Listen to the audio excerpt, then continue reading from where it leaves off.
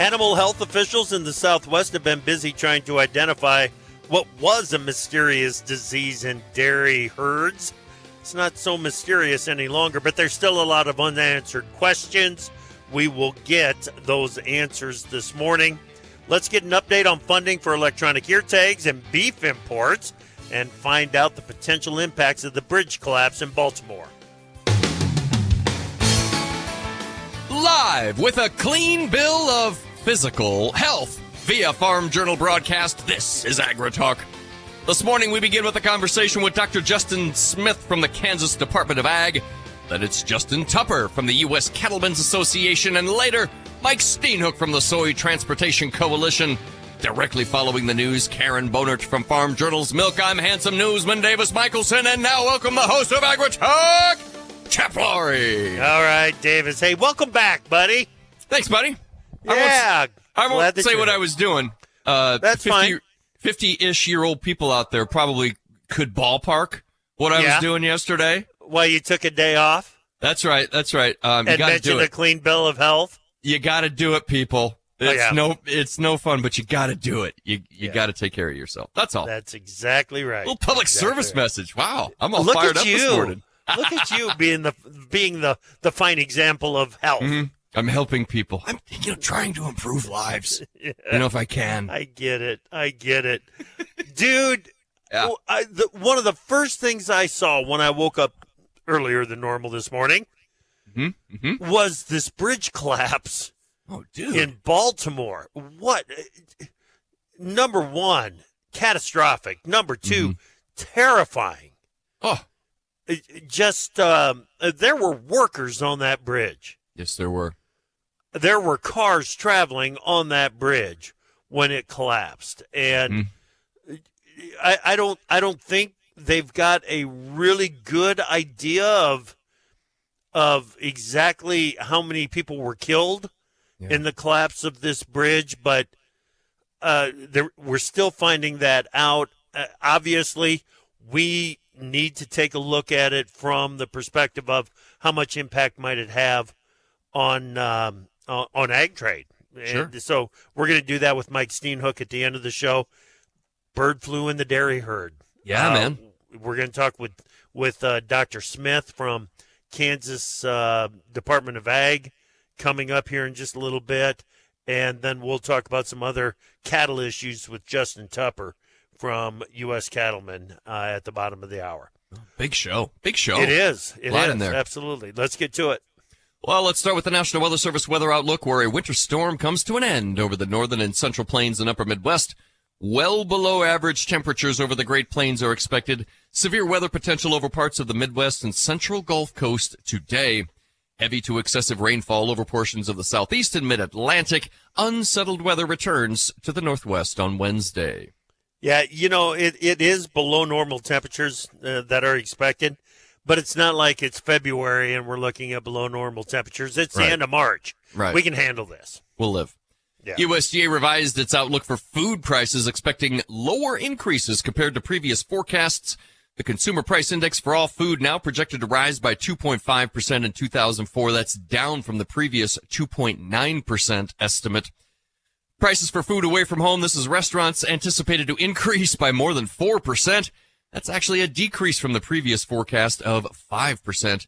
Grocery prices are expected to increase by 1.6%, consistent with February, which reversed 2 months of declines in grocery prices. Now, Chip, specifically, USDA predicts a decrease in pork prices by 1.6%, a decline of 1.8% for fish and seafood, and a 1.2% reduction in dairy product costs compared to 2023. Yeah, this is part of the affordability conversation that you and I have been having for months. Yep. And I was at the grocery store last night, and it's still real. When you easily put $60 in 3 bags and get up and walk out of there, it's pretty crazy. Well, and here's part of the thing. Cocoa futures topped a record at $10,000 per ton, extending a historic rally that's already seen prices double this year. Get your Hershey Kisses now, huh? Get them while you can. Yeah. Gas prices expected to surge to $4 a gallon. That's the highest level since the summer of 2022. That's due to rising oil prices and supply concerns, according to AAA. David Gladden, the spokesperson for AAA, anticipates this increase will prompt Americans to make lifestyle adjustments and become a focal point in the upcoming November presidential election. Currently, Chip, national average gasoline price right around $3.54 per gallon. Yeah, as a seller of products to consumers across the country, the last thing you want them doing is making a decision of, am I going to put gas in the car or am I going to put food on the table? Yep. And that's what they're talking about. Yep. We mentioned this at the top, but Baltimore's Francis Scott Key Bridge collapsed into the river after being struck by a cargo ship approximately 1:30 a.m. local time. Local fire department reports suggest approximately 20 people and several cars may have fallen into the water as a result of the collapse. The White House noted no indication of nefarious intent. Sounds like they lost power or something. Yeah. Yeah, on the vessel. On the barge. Yeah. Yep.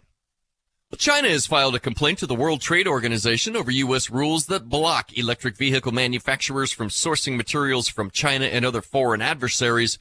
Beijing is challenging the Biden administration's Inflation Reduction Act. It calls it discriminatory. Meanwhile, U.S. and British officials yesterday filed charges imposing sanctions and accused Beijing of a sweeping cyber espionage campaign that has allegedly hit millions of people. Chip, over to you. All right. Thank you very much, Davis. Let's bring in Karen Bonert, editor of Farm Journal's Milk. Good morning, Karen. Hello, Chip. Hey, you've been to a lot of meetings this winter, including the DFA annual meeting. What are the major trends that the industry is preparing for? Well, sure. I was in Kansas City as well, Sioux Falls last week. And really what's happening is the landscape of dairy is going to look drastically different come by 2030. And by that, I mean that there are going to be fewer farms, Chip. DFA said that they did a member survey, and they've been doing this the last couple of years. And they shared that they'll have 5,100 farms in the next 5 years, which this will be drastically different because now there are over 10,000 members. So just less milk. And so less milk, of course, is not just a DFA thing. I want to make that clear. But with fewer farms, milk will have to be moved further distances from, one plant to the farm. Mm-hmm. And as we're moving milk, Chip, it's really important that we know that producers are doing a good job, but it really needs to be rich in components because let's be honest, moving water is expensive. Yeah. So, and then when I went to Sioux Falls, Valley Queen, which is a large cheese plant up there, is increasing its capacity by 3 million pounds a day.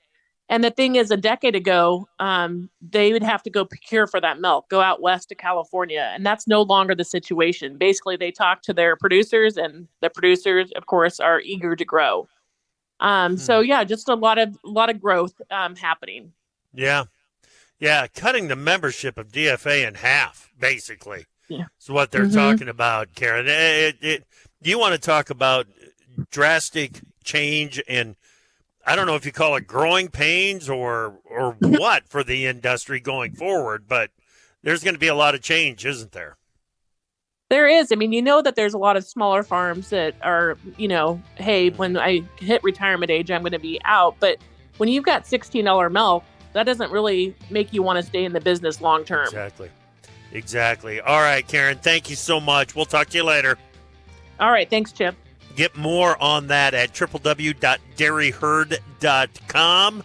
Coming up next, we're going to talk about bird flu in the dairy herds, Texas, Kansas, maybe New Mexico. Dr. Justin Smith from Kansas Ag.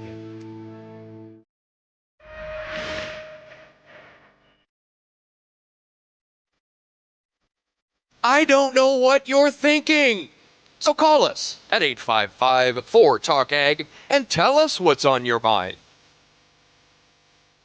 Welcome back to AgriTalk. Glad you're with us this morning on this Tuesday morning.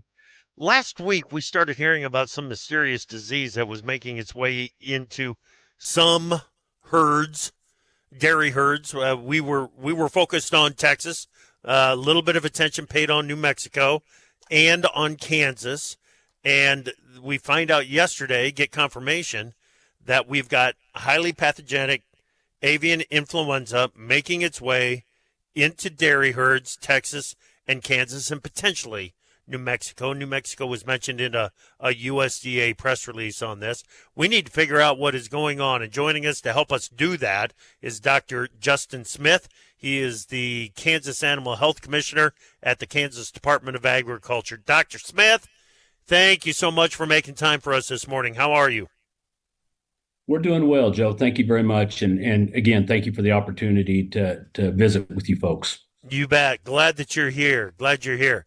Okay, as I understand it, there's 2 herds in Kansas that have been confirmed with the HPAI. Is it still at 2 herds?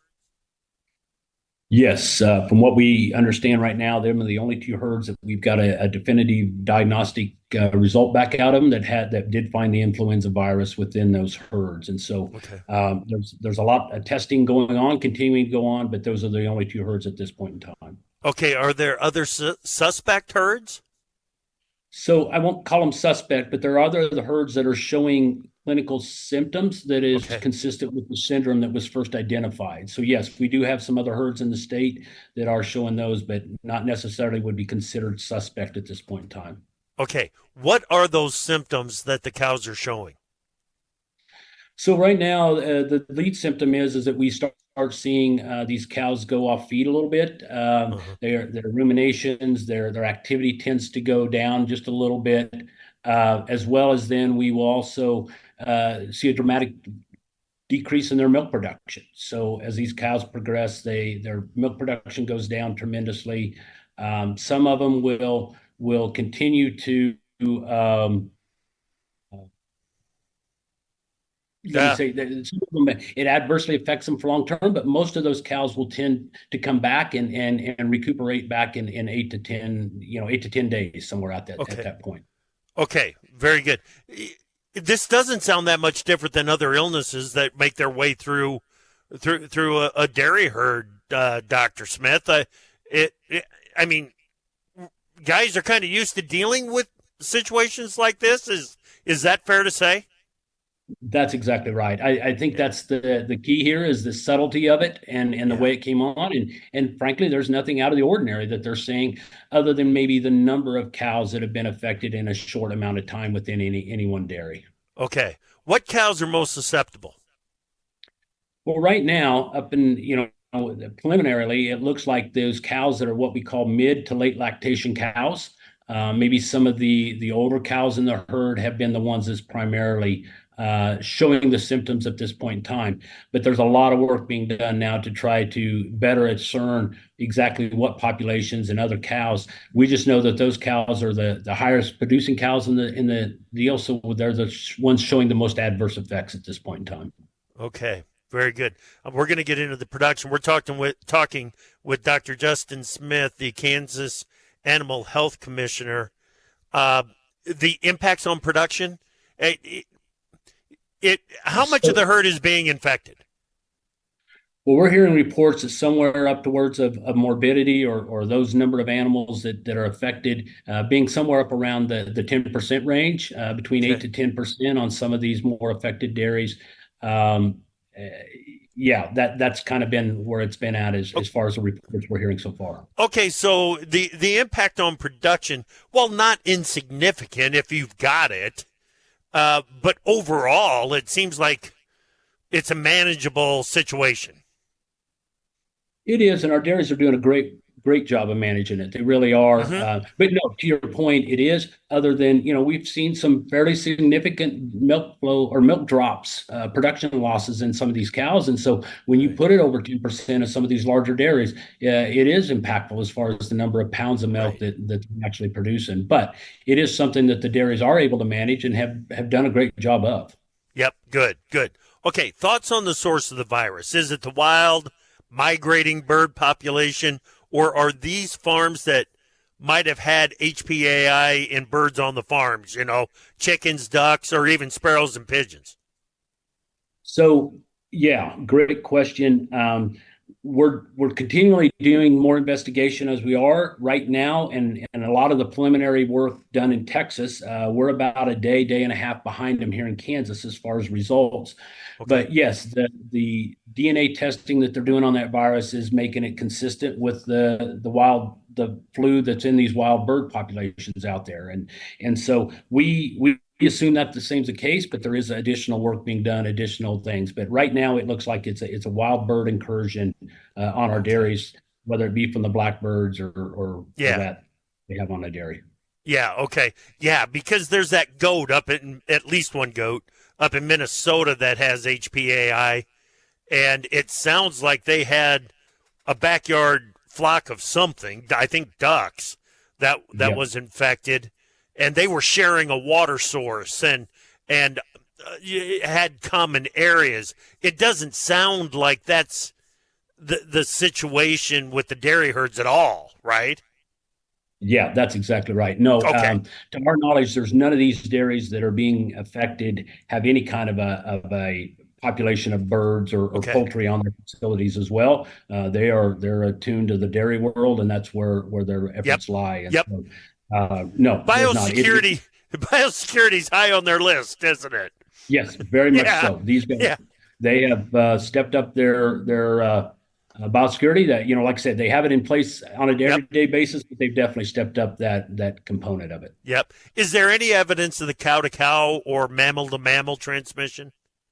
There's no evidence as of right now. Okay. They're doing some genetic work on that, on the virus itself, and it's what we call mammalian markers that do show that give it the opportunity to pass from mammal to mammal, and they're not finding any of those markers in this virus at this point in time. Okay. If they're not finding that, then I would suspect the evidence or risk of cow to human transmission is low. Very much so. There is no evidence whatsoever that this virus has ever mutated to the point where it can become a human health hazard. So we're very secure in that component. Okay. Let's make sure that consumers understand some of the risks that they might be facing if they go out and buy a gallon of milk. How is that milk from a cow that is sick with HPAI used? So that milk does not enter the food chain. That milk does not enter our consumer milk. That milk is held. Any milk that is deemed to be not look appropriate, if that cow is sick, has a fever, whatever, they'll hold that milk, and they don't put that in the normal food chain or the normal milk processing part of it. But the other thing is that our milk does go through a pasteurization process. So if there happens to be, the bacteria or viruses in there, that we know that pasteurization will inactivate those viruses, and influenza is one of those. And so, if they're going through, raw milk is still one of those things that does present us a lot of concern. Raw milk has never been a safe product to consume, in my opinion. And so we want to make sure that people understand that there's nothing about raw milk that would facilitate maybe people need to reconsider their consumption of raw milk. Let me say it that way. Yeah. There's a reason that we pasteurize. This is the bottom line. Exactly. Yeah. What do you do if you suspect that you've got an animal, a cow or other mammal on your farm it might have HPAI? So right now, there are normal processes that we're asking these dairies to do, and they do it anyway. It's to isolate that animal, put it in the hospital situation, treat it appropriately, support it, symptomatically. Like I said, pull that milk. They're not adding that milk to the process. If they do have concerns, we've encouraged them to give us a call. But there is no component to this right now that is requiring any kind of a regulatory oversight at this point in time. We got our ears to the ground and listening, but at the same time, we haven't put any kind of restrictions whatsoever on the livestock industry in the state of Kansas. Okay, we've only got about 40 seconds left, but I'm going to go ahead and ask this. Is there any modeling that suggests what dairies should prepare for, how serious this might be? Well, I'll be honest, this caught us all a little bit by surprise. I mean, we knew we had something out there, but there hasn't been any indication that it's been in the ruminants up to this point. And so this has caught the industry a little bit by surprise, and they're starting to look at that now. Dr. Smith, boy, thank you so much for making time for us this morning. We certainly appreciate it. Great conversation, and don't be surprised if we call you up again and try to get an update, okay? Most definitely. Appreciate the opportunity. You bet. That is Dr. Justin Smith, Kansas Animal Health Commissioner at the Kansas Department of Agriculture. Time for Markets Now with the experts from Pro Farmer. Joining us now, Pro Farmer editor Brian Grady. BJ, you know what? We got to go over to the livestock trade to start this thing off because it looks like they piled the anticipated pressure on the cattle complex all into today's trade. What's going on? Yeah, just getting the snot kicked out of the live cattle and feeder cattle here at mid-session, Chip. We had an all-time high in the cash market last week, 189.56. That was up more than $2. And yet here we are with this heavy price pressure. So we got a technical breakdown going on, and we've violated multiple levels of support, and as we've done that, we've hit sell stops, and it's just kind of built on itself. So we'll see how it all finishes up, not only today but for the week. But looking kind of toppy in the cattle futures despite the all-time high last week in the cash. Yeah, well, the buyers that were in the cattle last week have moved over to hogs. Yeah, and really they tightened up the premium in the front end of that market, and so they're building some back in there. Interestingly enough, the cash index is down just modestly today, but it's like the seventh time that we've seen that this year. So most of the time we've seen seasonal price strength in the cash market. The grain market certainly on the defensive. Yeah, definitely. And, wheat's kind of leading it to the downside, about dime losses in HRW contracts, but really SRW is right there with it, as is spring wheat. And the soy complex is weaker, and that's all having an impact on corn, which is just modestly lower here at mid-morning. All right, we're going to have an extended conversation with Brian this afternoon on AgriTalk. Get the results of the Pro Farmer Acreage Survey leading into Thursday's USDA reports. Thanks, Brian. Pro Farmer editor Brian Grady, Markets Now.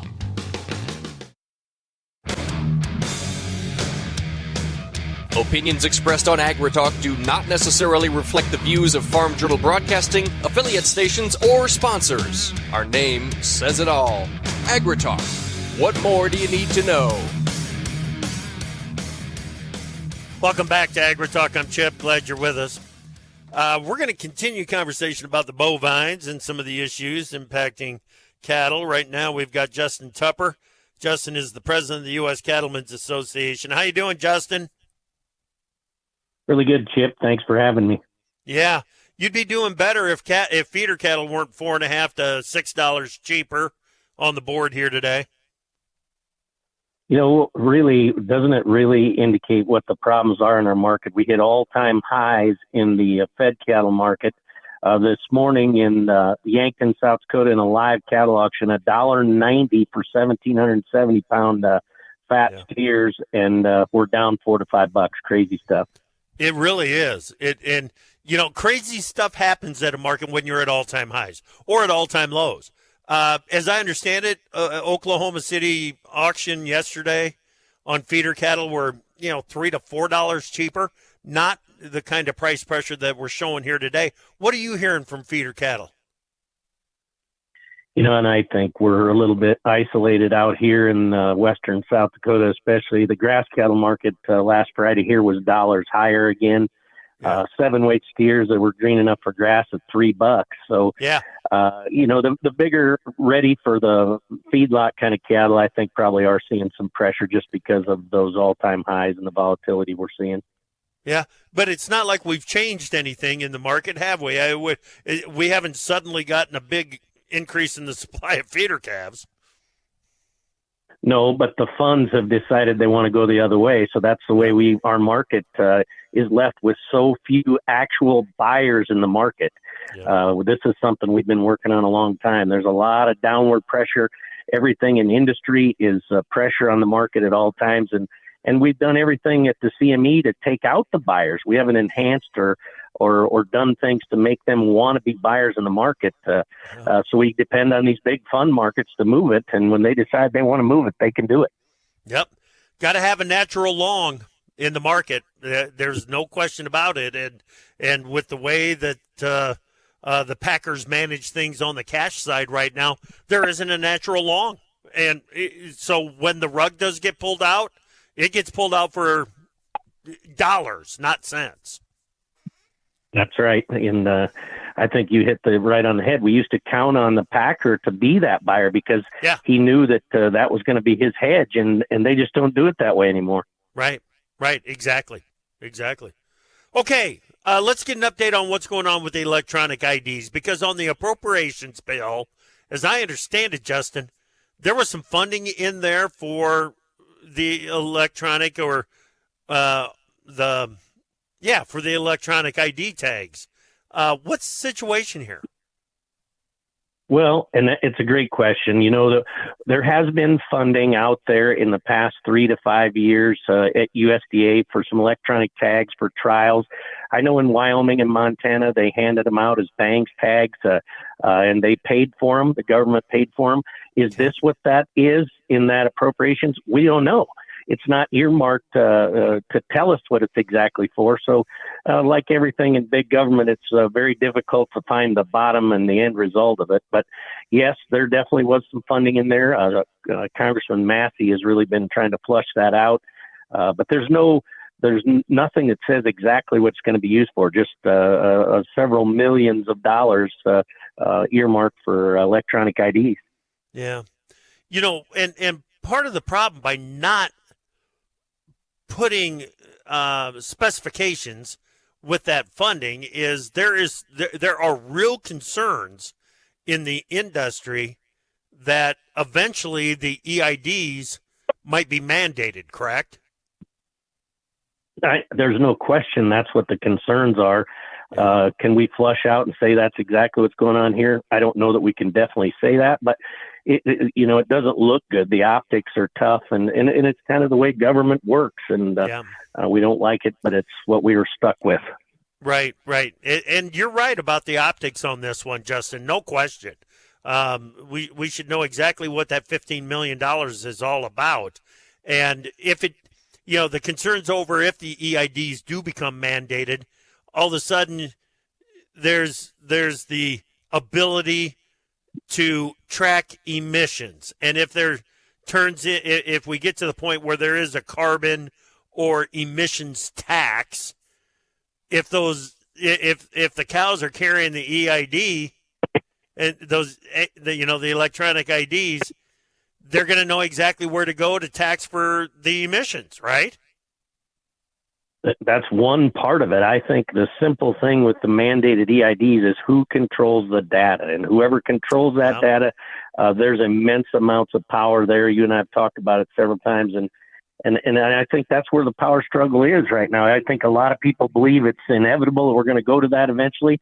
We're not one of them at U.S. Cattlemen. We think the marketplace is the way to do it. If EIDs are something you use to enhance the price of your livestock, so be it. Good for you. But to tell everybody that's the way you have to do it, we sure don't think that's in any way, shape, or form the way the free market is supposed to work. Yep. Right. And, there's probably some people out there that are thinking, hey, what's the big concern over this? Well, all you got to do is look over to Europe and see how they are, some of the measures that they are taking to control that cattle herd over there. And it raises the hair on the back of your neck, doesn't it? Oh, without a doubt. All of these things, when we start talking about these credits, carbon credits, and be very careful as an industry. It may look good on the front side, but there definitely is ulterior motives on the backside of those things. Yeah. Yep. Yeah, just have your eyes open on this one, and understand what motivations might be out there. I don't think there's any question there. Okay, let's talk about a win. Congress actually delivered a win for cattlemen. There was a Senate resolution to turn back USDA's or the Biden administration's decision to restart the imports of fresh beef from Paraguay. That's a significant win, Justin. Absolutely. It's fun to talk about a win. And with what's going on in Texas with the avian flu and the dairy and whatnot, this is definitely a concern. I mean, just opening up our borders because they were happy and went with us on the Ukraine deal is not a way to protect and safeguard our herd here in the United States. And we've got to make sure we work hard to do that. U.S. Cattlemen has been on this issue from the very beginning. We really applaud Senator Rounds and Senator Tester. I mean, 75 to 25 in the Senate to go against the Biden administration on this one. We've had calls with the secretary to no avail, so this became the only avenue. And a lot of people told us we were nuts and said, Senator Rounds, Senator Tester, this won't happen. Well, it did, and now it's going to go to the House, controlled by the Republicans. Hopefully, we'll move quickly, and we can make sure that we safeguard our herd. It's a win for consumers and producers on this one. Yeah, and I think it's important for people to understand that when we talk about the imports from Paraguay, the big concern here is animal disease, foot and mouth disease in particular. USDA has gone through the process of clearing the path for beef to come from Paraguay to the U.S., but it happened 10 years ago. If you want to clear that path again, let's update the status of Paraguay and how they're dealing with the disease, correct? No, you are spot on. And just look around the arena and their neighbors. They've been bad actors in this industry before.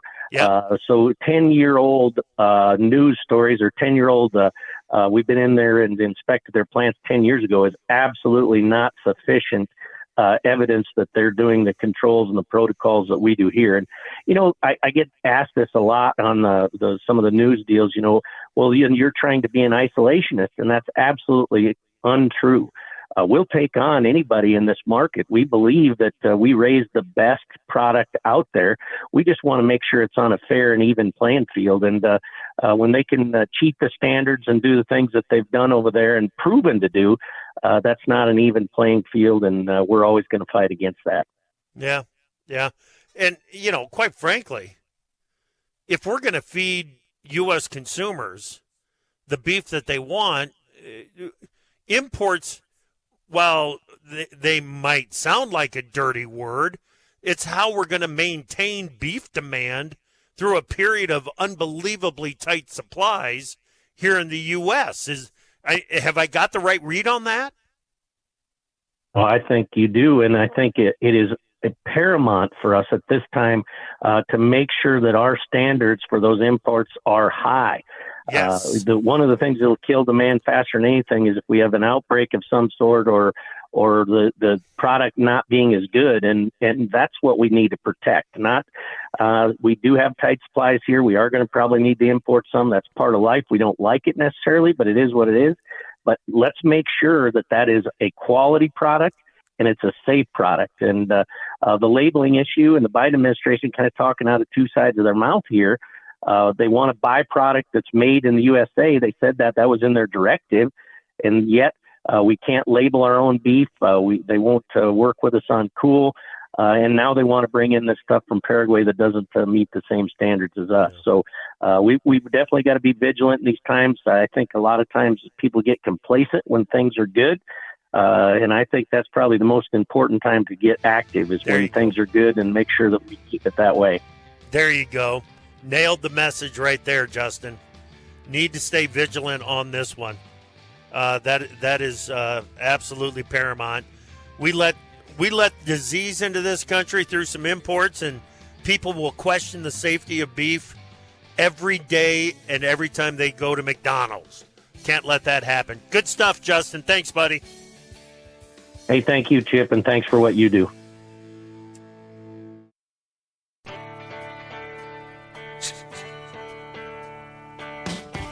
If the world is your oyster, we've got pearls of wisdom on AgriTalk.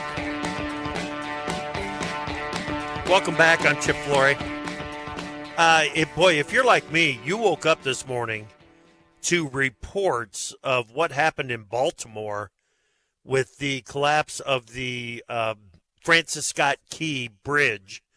A container ship somehow ran into one of the supports, and that bridge absolutely collapsed. And we are not being cold to what's happened here. The lives and families have been torn apart, and this is a devastating situation.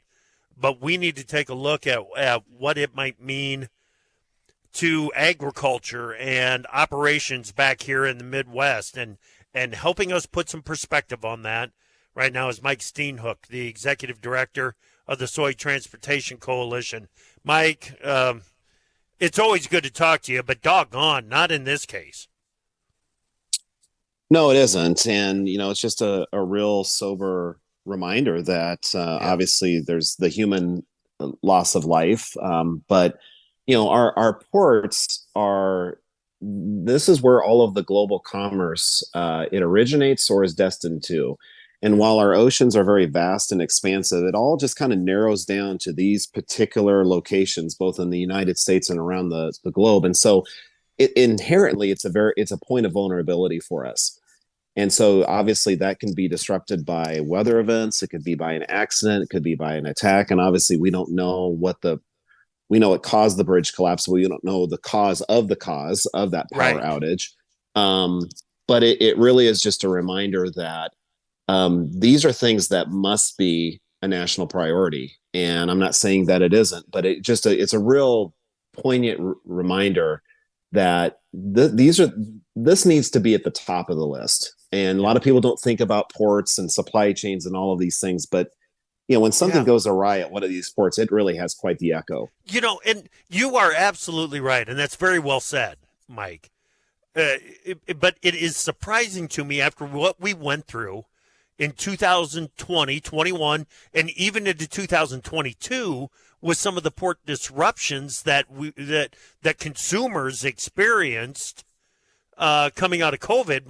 My goodness, we're talking about everyday activities being fed by what is coming in and out of those ports. So with that in mind, I wouldn't think that the Port of Baltimore is going to be all that important to agriculture trade. But tell me, how much trade happens through the Port of Baltimore? Yeah, it's not very significant when it comes to agricultural exports. So soybean exports, about 200,000 is a good rough number of metric tons of soybeans are exported from the Port of Baltimore. That's via containers. They really don't have bulk exports to speak of.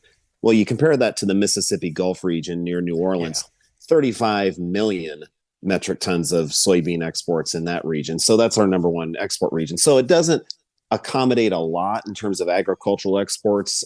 There's some soybean imports that actually occur to the Port of Baltimore, but so it's not a big launching point for agricultural exports, but it is consistently the leading port for the importation and the export of automobiles as well as light trucks. So again, it's this whole kind of story that it really has an ramification on the broader economy. Okay. Let's stay on ag here for a second. Where do soybeans fit on the list of ag trade products through Baltimore? Well, it's actually listed. This is kind of combined exports and imports, just the amount that they handle. Sugar is number one for Baltimore, but then soybeans are number two. Grain products, which includes corn and wheat, number three. And then you've got coffee, and then grocery items, which are more kind of the finished food products. So again, when you look at some of these other port regions, it's not significant when it comes to ag. That's a part of their portfolio, but it is important, and it's all a part of this big issue that when it comes to supply chains, don't put all of your eggs in one basket. The more you can spread your eggs across multiple baskets, the better you are, the more resilient you are. And so it's really, so we obviously take real concern when you've got a major disruption at one of our ports. Right. Okay. You mentioned all the exports out of the Gulf. We've got to have an artery that feeds beans to that that supply down there at the Gulf, and that artery is the Mississippi River. What's the status, Mike? I've seen it very recently, and it looks low to me. Yeah. So the water levels are such that you're not seeing barge transportation really impeded. But then when you overlay that where we are right now with like the historical average, we're way at the low end of the bell curve, and maybe even a little bit under the bell curve as far as where historically we are at this time of the year. So what that tells us is it's not going to take a whole lot of dry weather for that all of a sudden, for those drought conditions to manifest themselves once again and have an impediment to barge transportation. We are certainly not in a position of strength. We're in a position of weakness right now. Yeah. And so again, it's not going to take a whole lot to get back to that scenario, which obviously we hope we avoid. Glad to see some rain in the Midwest. Yep. Obviously we need more of that though. Because the ground still is quite dehydrated. Yeah, Mike, that's the thing. Last year proved to us that a spring flush and the second highest crest on record in some areas on the Mississippi doesn't solve the problem. You've got to have consistency in the moisture supply and the rain supply, water supply to the Mississippi to have it function the way that we need it to. Yeah, to try to dig yourself out of drought conditions, it's not just about volume of precipitation. It's how prolonged and over what kind of time horizon that occurs. So that's really key as well. So we obviously need that over the course of some time in the weeks to come. Absolutely. Mike, thanks, buddy, for bringing some perspective to what's going on out there in Baltimore. We certainly need it. Thanks, man. All right. Thanks, Chip. You bet. That is Mike Steenhoek, Executive Director of the Soy Transportation Coalition. All right. Wow. What an event that is happening out there at the Port of Baltimore. We will continue to monitor that situation. Thanks for listening this morning. Come back this afternoon. Brian Grady with the results of Pro Farmers 2024 planted acreage survey. And tomorrow morning, Emily Score from Growth Energy will be here. And, of course, we'll have a farmer forum right here on AgriTalk.